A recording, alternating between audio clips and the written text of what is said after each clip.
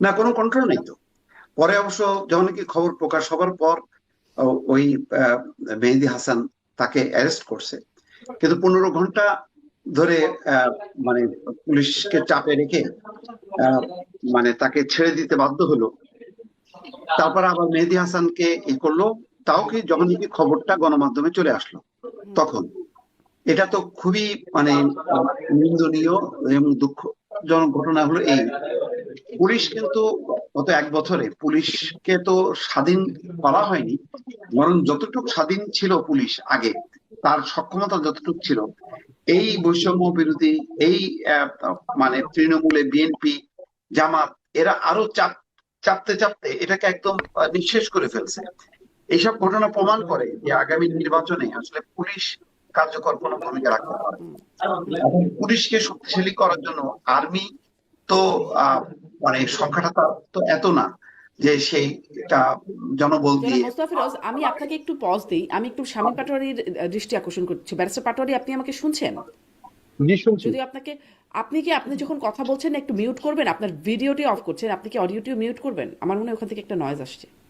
অনেক ধন্যবাদ। জি, জনাব মোস্তাফিরোজ। হ্যাঁ, ধন্যবাদ। আসলে আমিও মানে হ্যাঁ, ঠিক হ্যাঁ, একটু ডিস্ট্রাক্টেড ছিলাম। ফলো করতে পারছিলাম না হুম, হুম, কথাটা। তো যাই হোক, এখন যেটা হলো যে এই ঘটনাগুলো নির্বাচনের ঠিক 1 মাস আগে এই ঘটনা প্রমাণ করে যে পুলিশ কতটা দুর্বল, যে বৈষম্য বিরোধী ছাত্র আন্দোলন যেখানে এখন এটা মানে নিভু নিভু অবস্থা, কোথাও এর অস্তিত্ব আছে কিনা সন্দেহ আছে, এখনো সেই বৈষম্যের নামে আসলে পুলিশ যেন আতঙ্কে কাঁপতে থাকে, এবং যার তার কাছে নথি স্বীকার করে আবার তাকে ছেড়েও দেয়। খবর প্রকাশ হবার পর হয়তো উপর থেকে চাপাচাপির কারণে পরে তাকে অ্যারেস্ট করছে। তো তার মানে কি, প্রবণতাটা হলো এটা শায়েস্তাগঞ্জের ঘটনা হলেও এইটা সারা দেশে তো আসলে চিত্রটা এরকমই।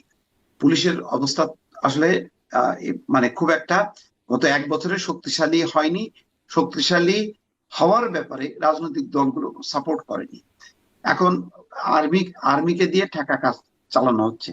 এই ঠেকা কাজটা যখন নাকি এরকম মানে শত শত শায়েস্তাগঞ্জ বিভিন্ন জায়গায় কেন্দ্রকে ঘিরে, ভোট কেন্দ্রকে ঘিরে যখন নাকি সেটা মাথা চাড়া দেবে, তখন পুলিশ কয়টা যে ওখানে থামাবে, আর্মি কিভাবে এটা সামাল দেবে, আমার এটা মাথায় কাজ করে না। এই জন্য আমি বারবার বলছিলাম 50টা করে, যেহেতু আইন শৃঙ্খলা পরিস্থিতি নাজুক, সারা দেশের পুলিশ এবং সেনাবাহিনী মিলে 50টা করে যদি এই আসনে নির্বাচনটা মানে কন্ডাক্ট করতো তাহলে ভালো হতো। নতুবা এই 300 আসনে আসলে কোনো দিশা পাবে না। 300টা নির্বাচনী এলাকা, কিন্তু কেন্দ্র তো হলো কয়েক হাজার। তো এতগুলি কেন্দ্র কিভাবে সামাল দেবে, দেখা যাবে স্থানীয় পর্যায়ে যার শক্তি আছে সেই করবে। ইতিমধ্যে আপনি জানেন যে একটা ঘটনা আপনাকে বলি, 17 মাস পরে টাঙ্গাইলের একটা আসনে একজন প্রার্থীর বিরুদ্ধে মামলা হয়েছে। সেই মামলা হচ্ছে অন্যতম প্রতিদ্বন্দ্বী। তো তার বিরুদ্ধে মামলা হয়েছে 17 মাস আগে বৈষম্য বিরোধী ছাত্র আন্দোলন সময়ের যে ঘটনা, ওই ঘটনায় একজন ছাত্র আহত হয়েছে, এই নামে একজন প্রার্থীর নামে মামলা করা হয়েছে। যিনি মামলায় ভিকটিম হয়েছেন তিনি একজন প্রার্থী, তিনি স্বতন্ত্র।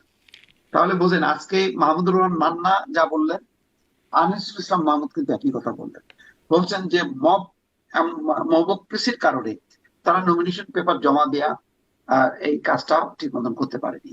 মাহমুদুর রহমান মান্না একই কথা বললেন। দেখেন, হুম, মিলে গেল কোথায়। মাহমুদুর রহমান মান্না, যিনি এই গণঅভ্যুত্থানের অন্যতম নেতা, হুম, হুম, তিনি যা বলছেন, আর যাকে বলা হচ্ছে স্বৈরাচারের দোষর আনিসুল ইসলাম মাহমুদ, মানে তার কথাও একই। তার মানে দুইজনই ভিকটিম। ভিকটিম হওয়ার পর দুইজনের কথা এক, যে মবের কারণে তারা নমিনেশন পেপারটা ঠিক মতন জমা দিতে পারেননি, তাদের যাচাই বাছাইটা ঠিক মতো হয়নি। সেখানে মান্না ভাই পরিষ্কার ভাবে বলেছেন যে ঢাকা থেকেও আহ, মানে আইনজীবী কয়েকজন যে এবং স্থানীয়ভাবে তারা এমন ভাবে নির্দেশ আদেশ দিচ্ছে যাতে রিটার্নিং কর্মকর্তা সেটা শুনতে বাধ্য হয়।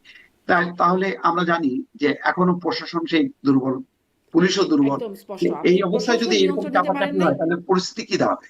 এটি এটি আপনি স্পষ্ট করছেন। কিন্তু আর একটা যে বিষয় আসছে যে শাহবাগে আন্দোলন, আমি কি ব্যারিস্টার পাটোয়ারিকে পাচ্ছি, আমি যদি শুনি শাহবাগের যে আন্দোলন নিয়ে আমি প্রশ্ন করছিলাম জনাব মোস্তফা ফিরোজ, আপনি কি এটা একটু বলবেন যে এই আন্দোলনটার পেছনে কি অন্য কোনো উদ্দেশ্য আছে নাকি হাদির বিচারই? কারণ এই যখন হাদি হত্যাকাণ্ডের পরে, মানে হাদিকে গুলি করার পরে সরাসরি প্রথম মির্জা আব্বাসের দিকে অভিযোগ, তারপরে চলে আসলো ভারতে পালিয়ে গেছে হাদি, সেই ভারত দুঃখিত হাদির হত্যাকারী ভারতে পালিয়ে গেছে, সেখান থেকে ভারতের সেভেন সিস্টার্স আলাদা করে দেওয়ার হুমকি, অনেক কিছু হলো। তারপরে এখন আবার ইনকিলাব মঞ্চের মানে আমি দেখছিলাম জুমা, ফাতিমা তাসনিম জুমা ডাকসু নেত্রী, তিনি লিখছেন যে ফয়সাল দেশেই আছে, হয় কারো অনিচ্ছায় তাকে ধরা হইতেছে না, অথবা এনকাউন্টারের পরিস্থিতি তৈরি করার জন্য অপেক্ষা করতেছে। এটা তার স্ট্যাটাস আমি দেখছিলাম, ফাতিমা তাসনিম জুমা লিখছেন। এর আগেও দেখছি ইনকিলাব মঞ্চের পেজ থেকে বলা হচ্ছে যে ক্রস ফায়ারের যেন না দেয়া হয় সেই বিষয়ে বলছে।